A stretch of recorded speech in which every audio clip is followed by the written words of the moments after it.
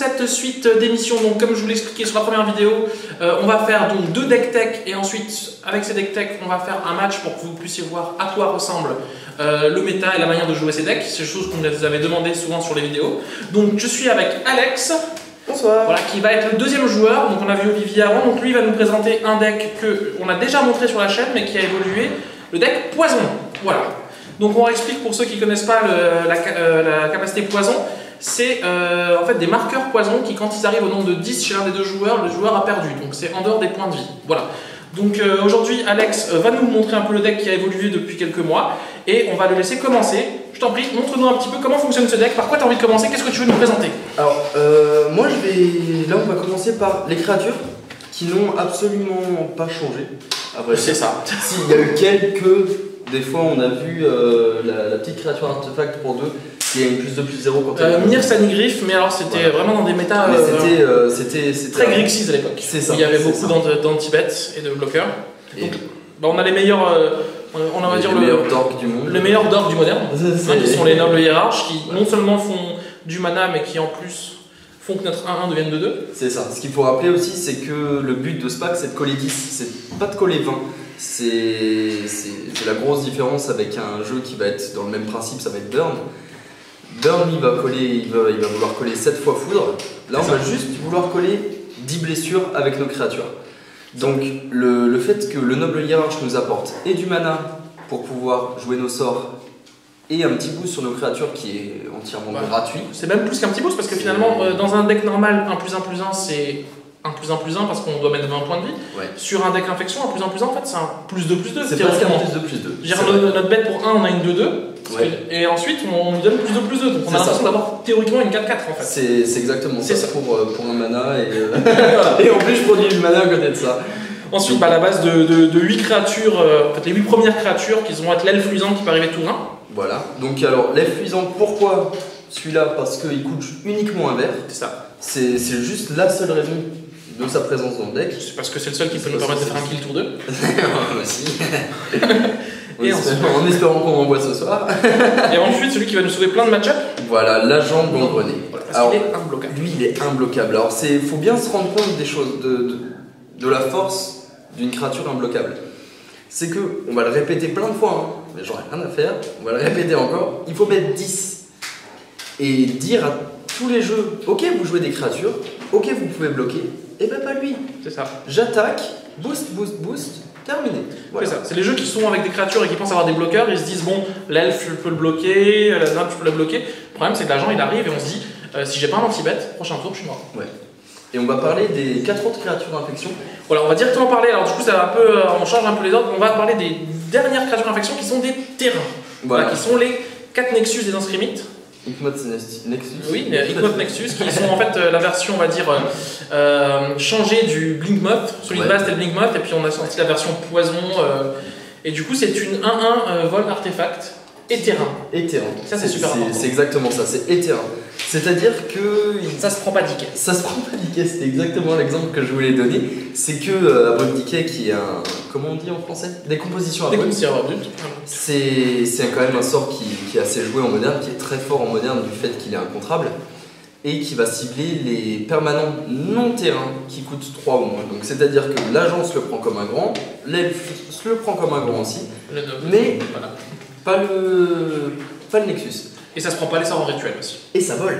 Et ça se prend pas les sorts en rituel.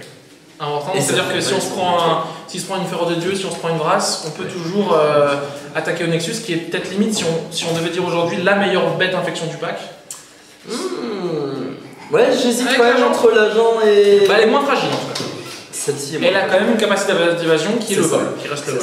Et ce qui reste très fort, hein, parce que parce qu'en moderne, il y a très peu de créatures. En moderne, il y a très peu de créatures qui volent, à part Abzan qui joue Lingering Souls, mais finalement on est là. Voilà, on va avoir des clics, faut un passer par 6, mais voilà, c'est un beurre, voilà. Donc là, c'est les créatures avec lesquelles on va essayer de tuer l'adversaire. Maintenant, comment est-ce qu'on va faire pour tuer cet adversaire? Alors, on va déjà, est-ce qu'on peut y aller impunément sans prendre d'informations comme ça? Ou est-ce que justement. C'est justement, alors là on parlait de la créature, de la meilleure créature dans ce pack. Moi, on va parler là maintenant du sort que je préfère dans ce pack. C'est mon petit chouchou, c'est Sonji Taxien. Ouais. Alors, Mana Phyrexian. Alors, il y a deux grosses raisons. La première, je vais aborder tout de suite, la deuxième un petit peu plus tard. c'est que pour 2 points de vie, ou un bleu, en fonction des situations, Bon, ça sera 2 points de vie. D'accord. On va pouvoir voir la main de l'adversaire. Et prendre l'information, c'est dire, ok, Est-ce que je peux gagner? quand est-ce que je peux gagner? Et des fois, juste en faisant pour 2 points de vie son gîte axial, ah bah j'ai gagné.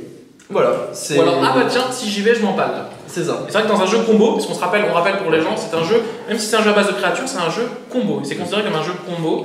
Et du coup, c'est vrai que c'est un jeu combo qui passe par les créatures, mais des fois, comme dit, prendre des +4 et ensuite se faire tuer sa bête, ça peut être dangereux. Voilà. Prendre l'information avant, c'est vraiment essentiel. Et puis, comme on le verra plus tard, avoir des cartes dans le cimetière, ça reste aussi essentiel dans la nouvelle version. Voilà. Donc, une fois qu'on a pris l'information, maintenant, on va passer à toute la série de boosts. on sait qu'on peut y aller. Donc là, Voilà. Maintenant, comment on tue? Une carte très forte, la carte qui permet de tuer Mutagénicos. La carte qui permet de tuer Gros Alexandre. Donc pareil, pour 2 points de vie ou un vert, +2/+2, c'est efficace. Et comme on l'a répété, infection, c'est comme si on avait +4/+4. C'est un peu une grosse gratuit. bolt. Voilà. C'est une très grosse bolt. Hein. C'est ça. Voilà, dans ce Donc pack. voilà, c'est gratuit, ça permet des fois, quand le mana qui nous manque, Hmm. et c'est la carte qui permet de tuer tour 2, justement, parce que normalement, tour 2, il nous manque un mana pour pouvoir C'est ça. tuer. Avec ça, on Et peut- là, on peut juste payer nos points de vie et balancer, Voilà. et coller les points qui manquent. Ensuite, on a Ensuite, le le plus vieux boost du pack. Ouais, le plus vieux boost, ouais. Alors c'est un boost en éphémère, donc puissance De l'ancienne croisière. Might of Voilà, Might of mais c'est Croisière. un boost en éphémère qu'on va jouer 90% du temps en rituel. Parce que c'est un boost sachant qu'il dit donc du coup qui donne +2/+2 à une créature. Mais s'il est joué en rituel, il va donner +4/+4. Et c'est là qu'il devient vraiment intéressant parce que +4/+4 pour un seul mana, on n'est pas loin du niveau d'Invigorate. C'est pas mal du tout. Ça a été, à l'époque, on jouait justement ceux qui ont voulu l'ancienne version, plutôt lame de fond, un peu moins d'ancienne puissance d'ancienne croisière. Les decks aujourd'hui ont préféré ce pack là parce qu'au moins on est sûr d'avoir notre +4/+4 quand on veut l'avoir. Voilà. Ouais. Donc maintenant on va passer au grand changement des anciennes versions. Vous vous rappelez, dans les anciennes versions d'infection, on jouait cette carte x1. Il y en a qui osaient le faire x2. Maintenant on est passé à x4. Je vous présente Devenir immense. Beacon immense. Voilà, et qui justifie à elle seule pourquoi est-ce qu'on joue 8 spells gratuits Voilà. et 9 fetch. C'est oui, ouais, les 9 fetch du coup. Donc c'est en fait c'est vraiment partir du principe. C'est dans ce pack là, c'est au niveau de Treasure Cruise en fait. C'est un peu le nouveau Treasure Cruise. C'est un des seuls spells d'elfe qui a réussi à survivre pour l'instant. Donc voilà, profitez-en. Vous pouvez encore jouer un peu d'elfe en moderne. Mais donc ouais, voilà. Donc le truc c'est que Gitaxian Probe, ça se recycle. On pioche une carte, on la met au cimetière. Donc ça fait moins du carburant pour devenir immense. C'est-à-dire qu'on peut faire des Become immenses tour 2 ou tour 3 des fois. Et donc c'est pour ça que cette carte elle est trop. On veut passer. Voilà. Cette carte maintenant n'est plus du tout boudée comme avant. Non. On n'a plus peur, puisque comme on dit, on va jouer, à l'époque on jouait moins de son Gitaxian et peut-être moins de croissance mutagénique. Là on a mis 4 et 4, on s'en fiche, parce qu'on veut remplir notre cimetière. On est passé à même un 9ème fetch alors qu'en avant on jouait 8.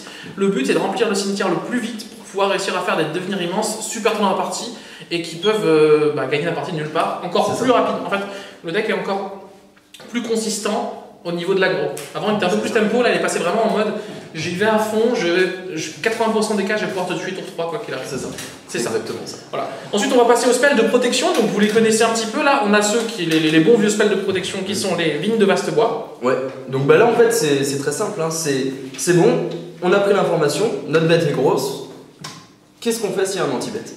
Donc là on a les 4 vignes de vaste bois, donc on rappelle, soit pour un vert on donne juste La défense talismanique. C'est la défense talismanique. Enfin, c'est. J'ai un doute maintenant. Ça s'appelle pas défense talismanique, c'est l'adversaire qui peut. La créature ne peut plus être la sorte de cible ou de capacité que l'adversaire contrôle. C'est ça. C'est l'ancien wording, mais c'est vrai que ça change quelque chose sur ça change des sur, petits points de. Sky, il me semble. Des petits points de règle, voilà. Ouais. Donc, pour 1, on protège, pour 2, on booste et on protège. Voilà. Donc, au pire, pour 2, ça fait aussi +4/+4. Tout bénéf. Ça reste un boost. Et là, maintenant. Nouvelle carte qui vient tout dernier ajout, vraiment juste dernier. de sortir. Qui vient tout juste de sortir dans Kaladesh. Alors, ça va être.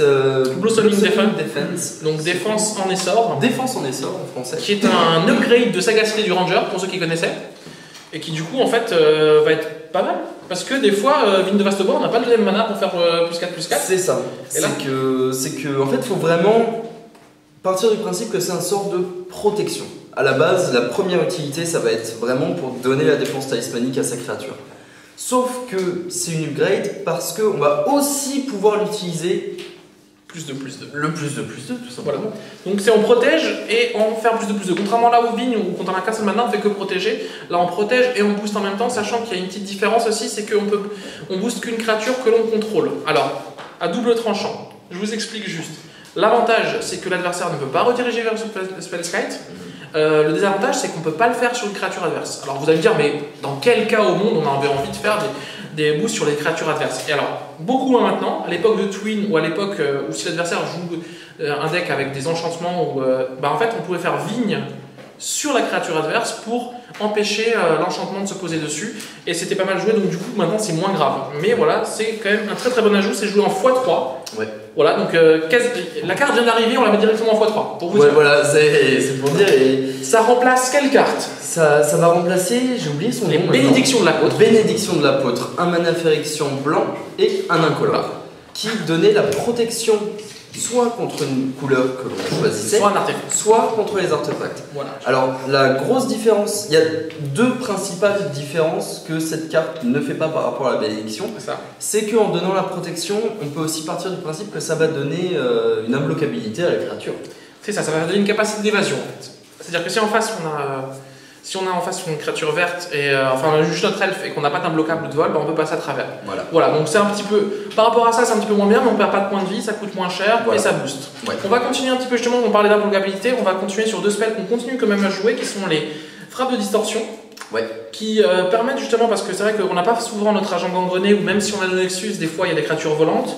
Ça permet de donner un imbloquable et un boost en même temps, et sachant que ça a le rebond. Et ça a le rebond. C'est surtout, et ça a le rebond. C'est-à-dire que cette carte, faut se dire aussi que on n'est pas non plus obligé de la jouer le tour où on veut tuer. C'est-à-dire qu'on peut très bien faire un elfe, tout de suite balancer le sort de rebond parce qu'on sait qu'il y a 90% de chances qu'on tue au prochain tour. C'est une possibilité. C'est qu'au prochain tour, il nous manque un mana pour caster, on casse le tour d'avant pour être sûr qu'on ne va pas avoir besoin de payer ce mana et avoir une carte de plus dans le cimetière. C'est ça. Voilà, on va un petit peu maintenant accélérer quand même, parce que c'est vrai que ça reste un deck qu'on a déjà présenté. On va juste vous parler de trois petites cartes, un petit peu les cartes flottantes, toujours comme on vous explique en moderne, il y a toujours des petites cartes flottantes en fonction du méta. Là, c'est des cartes qu'on a décidé donc Alex, dans sa version, a décidé de mettre en x1. Version qui a été reprise d'une version qui a perfait il n'y a pas très longtemps. Ouais, CG, je crois. Voilà. Donc du coup, on va aller très vite dessus. Alors, image perverse. Ça tue Noble Hiérarche, Bird, Spellskite. Voilà, notre pyramide, Spellskite et des early drop. Et au pire, ça se recycle. Voilà. Et ensuite, on peut faire des petites cantrips à la con avec Pendeladre. Ouais. Voilà, ça c'est une petite synergie. Ensuite, Spell Pierce. Alors, on a un petit contre, main deck, x1. Ça peut sauver des parties. Ça peut voler des parties, ouais. Voilà. Et ça fait une protection, ou ça fait je suis pas mort sourcil. Et le dernier petit sort, alors le sort qui par contre sort un petit peu totalement du jeu, qui était plutôt joué en side avant, dislocation. Alors dislocation, pourquoi? Parce que Death Shadow ça fait vachement peur quand même. Voilà. Des fois pouvoir tuer une bête, ça reste quand même, c'est quand même important. Et puis comme vous voyez dans ce pack, on va de toute façon se piquer les points de vie, on s'en fiche. De toute façon, contre Burn, on a déjà perdu. Ouais, c'est pas loin de ça. Donc voilà, donc là on a fini avec le main deck, on va vite fait voir un petit peu le side. On a déjà vu les 4 Nexus qui sont les landes de l'utilitaire. Il faut savoir qu'il y a encore 3 autres landes de l'utilitaire. Les premiers qu'on va présenter sont les deux Pendeladres. Voilà, qui permettent de booster une créature. Plus 1, plus 2, une créature qui a une force et une endurance de base de 1. Voilà, donc il faut savoir que toutes nos créatures infection sont toutes des 1-1. Voilà. Donc c'est un boost gratuit en Dryad. Et Dryad qui est là. Très bonne carte dans ce pack. Parce qu'on joue 9 fetch, comme dit, toutes des fetch qui vont chercher des forêts. Et donc ça permet de pas se manger Liliana. Ça permet de bloquer si jamais. Ou Alliance bénie. Non, ça permet vraiment de faire beaucoup de choses. Ça permet de faire une phase de bloc parce qu'on va mourir sinon, des fois. Donc c'est une très bonne carte. On a à côté, comme on joue en bleu-vert quand même, vous avez vu, on a quand même 2 bassins d'élevage. Et ensuite, on vous a présenté les 9 fetch. Et les 2 seuls basiques qu'on a, ça va être des forêts puisque le plus important dans le pack sont quand même le vert. Voilà. Le bleu est vraiment plus là pour les agents. Et c'est quasiment tout, parce que finalement les sons on ne les paiera pas, et puis voilà, donc c'est vraiment un deck vert splash bleu. Sachant que le noble aussi te donne du bleu. Donne du bleu. Donc voilà pour ce pack. Alors, on va, comme dit tout à l'heure, voir le match qui va opposer Alex et Olivier. Ils vont faire donc 5 parties normalement. Donc, nous on vous laisse, on vous dit à tout de suite pour le side qu'on va vous expliquer. Et merci encore. À tout de suite.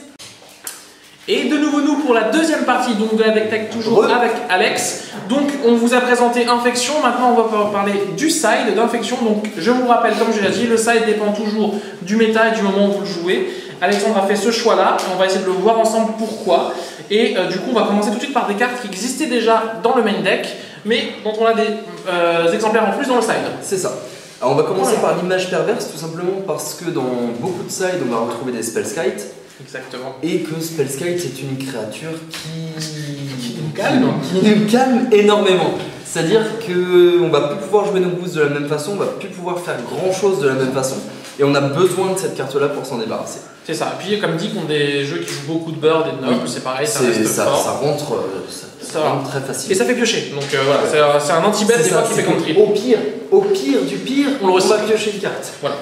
On va continuer dans les sortes de gestion. On avait un dislocation main, comme on l'a dit, là on en ajoute 2 de side. C'est ça.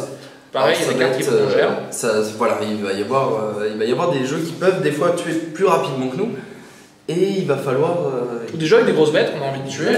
Grosses bêtes, hein. On va penser à Death Shadow, on va penser à Porteldrazi. Voyant le Gassureur, on est quand même content de pouvoir le tuer. C'est ça, on est quand même content de pouvoir le tuer, cette salope. Voilà, donc c'est vraiment des sortes un peu de gestion qu'on va avoir et qu'on va payer, alors, comme dit, 100% des cas dans ce jeu à 4 PV, puisqu'on n'a aucune source de noir possible. On va passer sur une carte qui existait déjà mais qui a drastiquement diminué en nombre, qui était jouée x4 avant et qui est passée x2, Nature's Claim. Donc on détruit un enchantement, un artefact, on donne des points de vie. Donc donner des points de vie, généralement dans le pack on s'en fiche. Alors voilà pourquoi on est passé K2. La durée est plus twin. Depuis pas mal de temps, il n'y a plus Amulet de Bloom. Comme si c'était un mauvais match-up. Petit joke inside. Non mais voilà, il y a moins de. Après, comme dit, il y a peut-être toujours autant de Blood Moon, donc en fonction des Blood Moon, ça peut peut-être repasser à 3. C'est que Blood Moon, ça met quand même assez cher au pack aussi. Après, Blood Moon n'empêche pas de tuer. Voilà. Ça, c'est quand même quelque chose. Mais calme beaucoup de notre base de mana. Ça calme quand même la base de mana, sachant qu'on joue que de forêt, ça fait vite compliqué. Ensuite. Un petit retour d'un ancien qui était là avant, le Corrupteur Viridian, qui nous permet, dans les match-ups un peu plus grindy, d'avoir une créature infection en plus et qui permet en plus de détruire un artefact. Et puis même, moi, contre Affinity, je le rentre. Pareil, contre Affinity. C'est une bête de plus qui va avoir un effet d'arrivée en jeu. Ça tue aussi Spellskite. C'est une créature et ça tue. Ça reste une 2-2. Alors c'est con à dire, mais c'est limite notre seul out contre Knight of Souls Betrayal. Ouais, aussi. C'est vrai que ça faut y penser aussi. Voilà. On va ensuite continuer sur les contres. Voilà, comme dit, on joue du bleu. On vous a dit qu'on jouait un contre main deck. On a joué 2 Spell Pierce en side justement contre des match-ups où il va y avoir des sorts qu'on veut contrer. Ouais. Et du coup, et qu'on ne peut pas juste booster, mais on burn par exemple. On va penser à burn, on va penser au match-up où ça joue Liliana. Voilà, on va penser à Death Shadow, pareil. Ça se rentre facilement, Death Shadow ça se rentre assez facilement parce qu'on est content de contrer un Become Immense. Voilà. Ou un double strike. Ou un Temur Battle Rage voilà. aussi. Et du coup, le petit spell par contre qui est du coup uniquement pour les éphémères, alors celui-là pourquoi? Alors pourquoi Dispel? Parce que c'est. Alors déjà, depuis longtemps, c'est mon contre préféré. Ça, c'est. Voilà, vous avez les goûts d'Alex aujourd'hui. Il n'y a pas à dire, c'est que c'est une carte de protection. À tout moment, c'est la carte qui va dire non. C'est un hard counter contre les éphémères. Voilà, c'est ça. Tu ne joueras pas tout Pass to Exile, même si tu as 50 mana. Tu ne joueras pas ta Terminate, etc. etc. Toujours dans l'optique de protection, mais sans avoir utilisé un boost ou une protection qui est là contre des sorts qui ne vont pas forcément infliger de dégâts mais détruire directement notre créature. C'est ça.